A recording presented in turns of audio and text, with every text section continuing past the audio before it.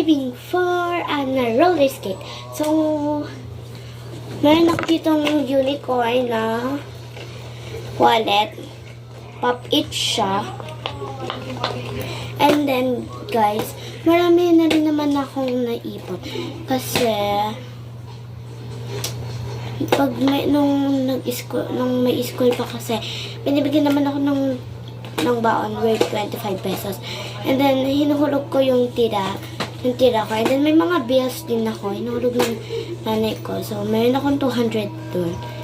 And 300. Mayroon akong 300 dun. And then, nandito lahat ng mga ibinibenta. And then, ang onti lang neto kasi paubos na siya. Kasi lagi ako nagbebenta. Hindi ko lang nagawa ng video. Kaya, yun. So, tignan natin to. Open na natin kung ano bang pwede natin ibenta mamaya. Kasi ang init pa sa labas. Kaya, ayan. So, meron tayo ditong nalapit yung camera sa akin.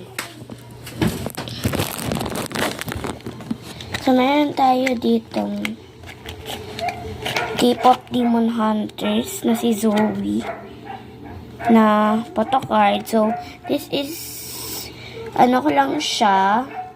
Nabili ko siya ng free lang. So, binigay lang ito sa akin. So, kung ano yung pag bumili ako, kung ano yung presyo niya, yun na lang din yung presyo kung ano yung binibili ko. Pero ito, free to kasi binigay lang to sa akin. Pero i-rate ko siya 5 pesos. 5 pesos to. Ayan siya, si Zoe. K-pop Hunters. Next is, ayan, binili ko lang to sa best friend ko, worth 20 pesos. Kaya 20 pesos ko na lang din to ibebenta. So, pipili lang tayo dito. Ayan. So, marami na rin naman ako naipon kasi nga, maghuhulog na rin naman ako. And then, lastly, tatlo lang yung stuffs ko dito. Itong strawberry keychain na may nakalagay na I love Baguio. So, decorate lang to. So, bebenta ko to worth 10 pesos. So, pipili tayo dito. So, ito muna yung una kong ibebenta mamayang afternoon. So,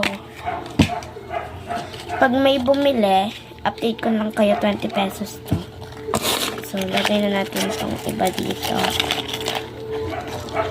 So, may roller shoes na rin naman ako. Yung in-upload ko. So, roller shoes